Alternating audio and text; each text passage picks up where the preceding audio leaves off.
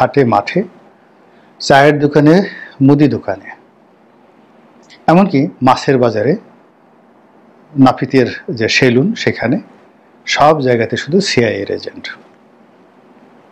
আপনারা কি জানেন সিআইএর এজেন্টটা কি? সেটা হলো মার্কিন যুক্তরাষ্ট্রের অর্থাৎ আমেরিকার একটি গোয়েন্দা সংস্থা, যারা পৃথিবীর বিভিন্ন দেশে সেই মার্কিন সরকারের পক্ষ হয়ে নানা রকম অপকর্ম ঘটায়। কোনো কোনো দেশে সরকার পরিবর্তন করে, কোনো কোনো দেশে সরকার পরিবর্তনের জন্য অস্থিরতা তৈরি করে, কোনো কোনো দেশে হত্যাকাণ্ড ঘটায়, চুরি ডাকাতি রাহাজানি ঘটায়, এবং কোনো কোনো দেশে অনেকগুলো আত্মঘাতী অপারেশন তারা চালায়। এবং একটা দেশ দখল করার জন্য, একটি দেশের উপর বাণিজ্যিক আধিপত্য প্রতিষ্ঠা করার জন্য, একটি দেশের সরকার পরিবর্তনের জন্য আমেরিকা তাদের যে শক্তিশালী মেশিনারিজগুলো ব্যবহার করে, সেই মেশিনারিজগুলোর মধ্যে তাদের যে গোয়েন্দা সংস্থা সিআইএ প্রধানতম। তো সিআইএ সেই 80-র দশক না, ঠিক কি বলবো, আমাদের দেশে সেই 60-এর দশক থেকেই অমুকে সিআইএর এজেন্ট, অমুকে সিআইএর এজেন্ট, এই সমস্ত কথাবার্তা আমরা শুনে আসছি। আপনারা যারা মাসুদ রানা পড়েছেন অথবা অন্য কোনো যে যাকে বলা হয় গোয়েন্দা যে সিরিজগুলো আপনারা পড়েছেন, অথবা সেই গডফাদার, জেমস বন্ড, এই সিরিজগুলো আপনারা যারা দেখেছেন, সেখানে আপনারা অবশ্যই জানেন যে শক্তিশালী গোয়েন্দা সংস্থাগুলো কতটা দুর্ধর্ষ, নির্মম এবং নিষ্ঠুর হতে পারে। আমরা যারা 70-এর দশকের শেষের দিকে বিশ্ববিদ্যালয়, কলেজ, স্কুলে রাজনীতি করেছি এবং স্লোগান দিয়েছি, তখন আমাদের স্লোগান ছিল রুশ ভারতের দালালেরা হুঁশিয়ার সাবধান। আবার আমরা বলেছি মার্কিন সাম্রাজ্যবাদ নিপাত যাক, সিআইএর দালালেরা হুঁশিয়ার সাবধান। পুরো 70-এর দশক অর্থাৎ স্বাধীন বাংলাদেশে এবং 80-র দশকে কেজিবি অর্থাৎ রাশিয়ার রাষ্ট্রীয় গোয়েন্দা সংস্থা, যারা সিআইএর মতো সারা পৃথিবীতে এরকম অপারেশন চালাতো, তাদের কথা খুব শোনা যেত, কেজিবির এজেন্ট, তারপরে শোনা যেত রয়ের এজেন্ট, তারপরে শোনা যেত সিআইএর এজেন্ট। তবে ভারত তখনও দরিদ্র রাষ্ট্র। 70-এর দশকে নিয়ে আমরা ঠিক ওইভাবে অতটা মাথা ব্যথা বোধ করতাম না, যেভাবে এখন মোসাদ এবং রয়ের নাম শুনলে আমাদের অন্তরাত্মা কেঁপে ওঠে। ঠিক তদ্রূপ 80-র দশকে এরশাদ জমানাতে কেজিবি এবং সিআইএর এজেন্টের নাম শুনলে আমাদের অন্তরাত্মা কেঁপে উঠত। আমরা তাদেরকে ভয় পেতাম এবং বিভিন্ন লোক এসে পরিচয় দিত যে তারা সিআইএর এজেন্ট। তো সিআইএর এজেন্ট হলে কি করা যায়, বা এজেন্ট হলে আমাদের কতটা ক্ষতি বা কি উপকার করতে পারে, রয়ের এজেন্ট হলেই বা কি উপকার হয়, এটা যারা উপকার পেয়েছে বা উপকার করার জন্য দৌড়াদৌড়ি করেছে তারা বলতে পারবে। কিন্তু আমি ব্যক্তিগতভাবে যদি ধরেন, তাহলে জাতীয় রাজনীতি তো 2001 সন থেকে ইলেকশন করার জন্য পুরো ন্যাশনাল পলিটিক্সের সঙ্গে অঙ্গাঙ্গিভাবে জড়িত। তারপর সেই গত 25 বছর ধরে খুব ঘনিষ্ঠভাবে সরকার, বিরোধী দল, আমলাতন্ত্র সবাইকে দেখছি, সাহিত্যিক, সাংবাদিক, বুদ্ধিজীবী, এনজিও পার্সোনালিটি, সবার সঙ্গে মেলামেশা করছি। কিন্তু আমার সামনে না কখনোই সিআইএর কোনো এজেন্ট, রয়ের এজেন্ট, মোসাদের এজেন্ট, তারপরে ডিজিএফআইয়ের এজেন্ট, এনএসআইয়ের এজেন্ট, এরকম কোনো লোকের সঙ্গে আমার কখনো দেখা হয়নি। কোনো মানুষ আমাকে লোভ দেখাতে আসেনি এখন পর্যন্ত। হয়তো আমি উপযুক্তই না যে এই লোকের কাছে কি বলবো, আমাকে তারা টার্গেটের মধ্যে রাখেনি যে এর কাছ থেকে 2 পয়সা পাওয়া যাবে বা এর এমন কোনো যোগ্যতা আছে একে লোভ দেখিয়ে মন্ত্রী বানানো যাবে, এরকম কেউ আসেনি কখনো কোনো প্রস্তাব নিয়ে, অথবা কেউ কখনো ভয়ও দেখায়নি। আমার কর্ম এখন বিভিন্ন জনকে আমি দেখি নানা রকম থ্রেট পাচ্ছে টেলিফোনে, মেরে ফেলবো, কেটে ফেলবো, খেয়ে ফেলবো, কিন্তু আলহামদুলিল্লাহ আমার জীবনে এই জিনিসটি কখনোই আসেনি। যার জন্য আমি এই জিনিসগুলো বলছি ঠিকই, কিন্তু অন্তঃস্থল থেকে আতঙ্ক, ভয়, এই জিনিসটা আমার, বা লোভ লালসা, এটা আমাকে তাড়িত করে না। ফলে এটা আমার কাছে একটা ফ্যান্টাসি। সিআইএর ফ্যান্টাসি। কিছুদিন আগে শেখ হাসিনার জামানাতে মিয়া আরেফি নামে এক ভদ্রলোক ধরা পড়লেন, যাকে বলা হয় ওই জো বাইডেনের উপদেষ্টা রূপে। এটি নিয়ে আমার, বিশ্বাস করেন, কয়েকদিন ভীষণ হাসি পেয়েছে যে এই ভদ্রলোক আসলেন, মিয়া আরিফি, জো বাইডেন উপদেষ্টা, বাংলাদেশে বহু মানুষ তার পিছিয়ে পিছিয়ে নাকি ঘুরেছে, এবং তিনি ওই যে আন্দোলন যখন তুঙ্গে সেই সময়টিতে বিএনপির অফিসে গিয়ে সংবাদ সম্মেলন করলেন, সেখানে একজন লেফটেন্যান্ট জেনারেল, একজন জনতার মেয়র সেখানে তার পাশে বসে, সে কি লঙ্কা কাণ্ড, পরে সেই লোক ধরা পড়লো, এখন আবার জামিনে বের হয়ে সে আমেরিকাতে চলে গেছে। সাম্প্রতিক সময় এরকম একজন এনায়েত নামে এক লোক ধরা পড়েছে, তো বলা হচ্ছে যে সে সিআইএর এজেন্ট। আবার সে কেমন সিআইএর এজেন্ট এটা প্রমাণ করার জন্য সাবেক পুলিশের কর্মকর্তারা অনেকে আছেন, বর্তমান পুলিশের কর্মকর্তারা অনেকের নাম আসছে। এই এনায়েতের সাথে তার খুব ভালো সম্পর্ক ছিল। এই এনায়েত লন্ডনে, আমেরিকাতে, তারপরে ব্যাংককে, সিঙ্গাপুরে, বাংলাদেশে বহু গোপন বৈঠক নাকি করেছে, বহু মানুষকে পদোন্নতি দিয়েছে, বহু মানুষকে পদোন্নতির লোভ দেখিয়েছে, বহু মানুষকে মামলা থেকে অব্যাহতি দেওয়ার লোভ দেখিয়েছে। মানে প্রতারণার যে একটা বিরাট চক্র, মানে সিআইএর এজেন্ট রূপে নিজেকে পরিচয় দিয়ে এটা এই এনায়েত করিম একটা রীতিমতো শিল্পে পরিণত করেছে। এই ভদ্রলোক দামি একটা গাড়িতে করে মন্ত্রীপাড়ায় ঘোরাফেরা করছিল, পুলিশ তাকে গ্রেপ্তার করেছে। এবং আমাদের সেই পুলিশ কত করিত কর্মা যে এই লোক মন্ত্রীপাড়ায় ঘুরে ঘুরে মন্ত্রীদেরকে কনফিউজড করে সে সরকার পরিবর্তনের চক্রান্ত করছে। মানে কি বলবো, গাঁজাখুরি গল্প আর গাঁজাখুরি কাহিনী।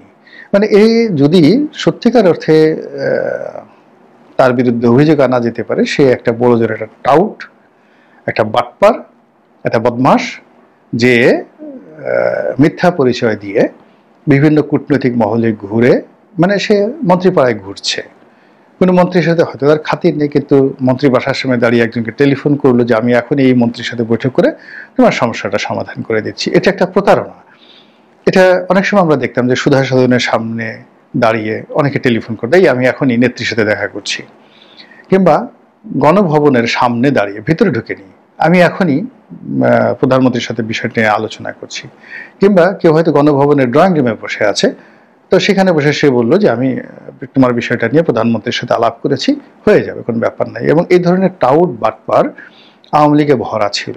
আবার রাজনৈতিক সরকার বিএনপি যখন ছিল তখন এরকম হাওয়া ভবন, প্রধানমন্ত্রীর কার্যালয়, বিএনপি কার্যালয়, বগুড়াতে বাড়ি, বগুড়া ডিসি অফিস, এই জায়গাগুলোকে ব্যবহার করে বহু রকম টাউট বের হয়েছিল। এখন যেহেতু একটা গুজব চলছে যে এখানে ডিপ স্টেট পলিসি, অর্থাৎ মার্কিন ডিপ স্টেট পলিসির অধীন এই বাংলাদেশে একটা সরকার পরিবর্তন হয়েছে, শেখ হাসিনার পরিবর্তন হয়েছে, এবং মার্কিন যুক্তরাষ্ট্রের মদতে ডক্টর মোহাম্মদ ইউনূস ক্ষমতায় এসেছে। কাজেই এখানে যদি সিআইএর পরিচয় দেয় যে আমি সিআইএর এজেন্ট, আমি সেই ডোনাল্ড ট্রাম্পের উপদেষ্টার খালাতো ভাইয়ের নানাতো বোন বা নানাতো ভাবি বা নানাতো শ্যালক ইত্যাদি যদি পরিচয় দেয়, তাহলে আমাদের এই দেশে একেবারে বেকুব, যাকে বলা হয় দামড়া, এরকম দামড়া প্রকৃতির বড় বড় মানুষ আছে, বড় বড় চাকরি করে, মানে সরকারের খুবই গুরুত্বপূর্ণ পদে আছে, কিন্তু আপনি যদি তাদের কমন সেন্স চিন্তা করেন, নট মোর দ্যান দামড়া।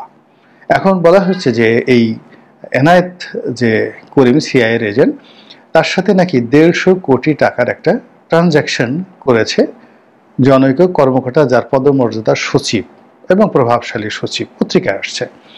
তো সেই 150 কোটি টাকা এই এনায়েতকে দিবে, বিনিময়ে এনায়েত তাকে দুর্নীতি দমন কমিশনের মামলা থেকে রক্ষা করবে। এই কথাগুলো আসছে।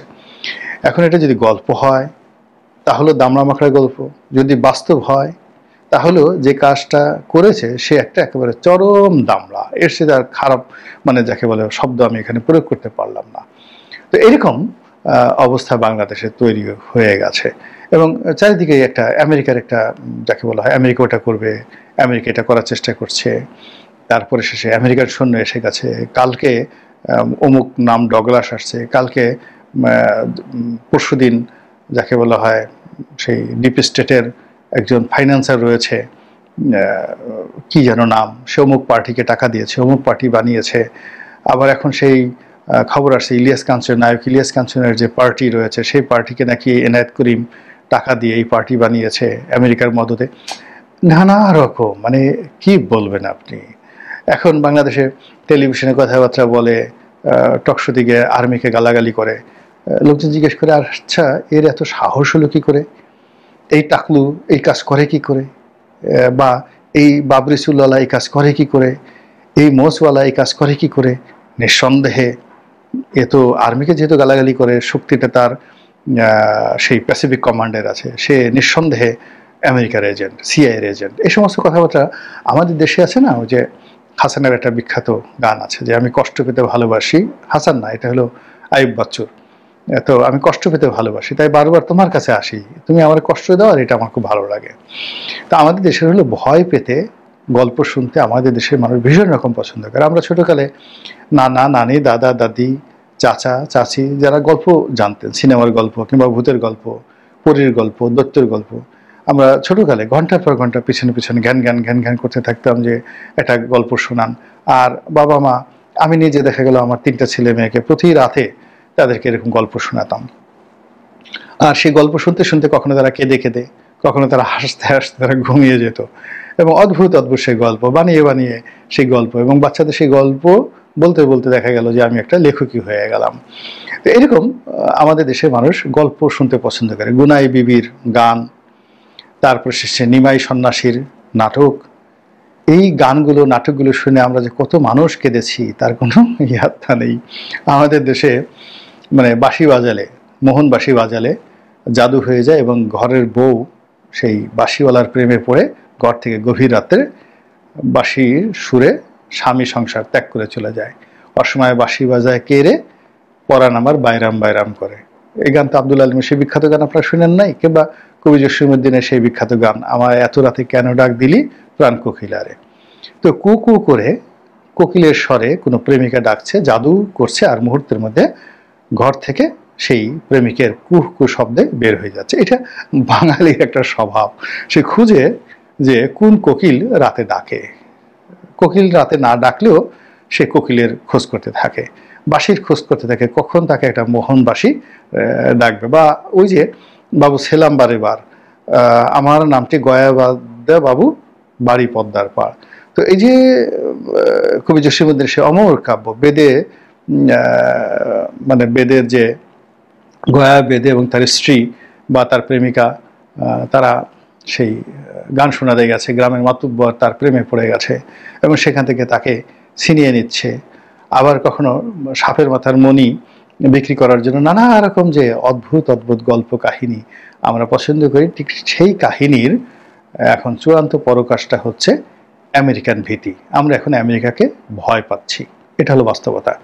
তো আমেরিকা আগে যেমন ভারতের ভয় ছিল, এই ভারত আমাদের দখল করে নিয়ে যাবে, তারপরে ওই শিলিগুড়ি দিয়ে ঢুকলো বলে, কালকে এই ভারতের ট্রেনে আসলো বলে, পরশুদিন যাকে বলা হয় আসাম থেকে ওরা আসলো, পশ্চিমবঙ্গ থেকে ভারতীয় সৈন্য প্রবেশ করলো, এই দেশ আর রইল না। কালকে শেখ হাসিনা বাংলাদেশকে ভারতের হাতে লিখে দিয়েছে, পরশুদিন মোদির সাথে শেখ হাসিনার কথাবার্তা ফাইনাল হয়ে গেছে, সে অচিরেই সেই লেনদুব দর্জি হয়ে গেছে। এই কথাগুলো আমরা আলোচনা করেছি, যুগের পর যুগ ধরে আলোচনা করেছি।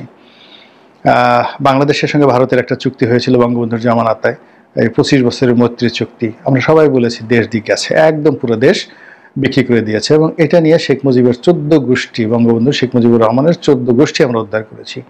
শেখ হাসিনার পুরো জমানাটাতে আমরা এই ভারতকে কারেন্ট দিলাম, ভারতকে নদী দিলাম, ভারতকে কিনা দিয়েছি, সব কিছু পরনের কাপড় দিয়েছি ইত্যাদি কথাবার্তা বলে আমরা ছি ছি ছি ছি ছি শেখ হাসিনা এত খারাপ, আওয়ামী লীগ এত খারাপ, এই কথাগুলো বলে আমরা নিজে একটা তৃপ্তি পাওয়ার চেষ্টা করেছি। এখন শেখ হাসিনা চলে গেছে, ভারতের সাথে বলতে গেলে সীমান্ত বন্ধ, আমাদের ওই ভারতকে ভয় পাওয়ার কোনো কারণ নেই।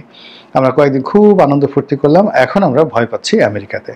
আমেরিকার ডোনাল্ড ট্রাম্প কি বলে, তারপর শেষে ডক্টর ইউনেস্কো বলে, আমেরিকা থেকে কে আসলো, সাবেক রাষ্ট্রদূত পিটার ডি হাস কি করলো, সে কেন চিটাগাংয়ে গিয়ে এনসিবির সাথে বৈঠক করলো, সে কেন প্রধান উপদেষ্টার সাথে দেখা করলো, তার এলএনজি কোম্পানির কাজটা কি, সে কি বাংলাদেশে বোমা ঠোমা পাততে চায় কিনা, সে এত ঘন ঘন সেই পার্বত্য চট্টগ্রাম যায় কেন, এসব নিয়ে আমরা ভীষণ রকম ভয় পেতে ভালোবাসছি। আর সেই ভয়েরই একটা নতুন গল্প হলো এই সিআইএ এজেন্ট, এবং সেই সিআইএ এজেন্টকে ধরে আমরা আবার আমাদের কত শক্তি, একদিকে আমরা আমেরিকার ভয়ে কাঁপছি, অন্যদিকে আমেরিকার যে সিআইএ এজেন্ট তাদেরকে ধরে আচ্ছা মতো মানে 10 দিনের রিমান্ডে নিয়ে না, এখানে তো আসলে রিমান্ডে কিছুই করা হয় না।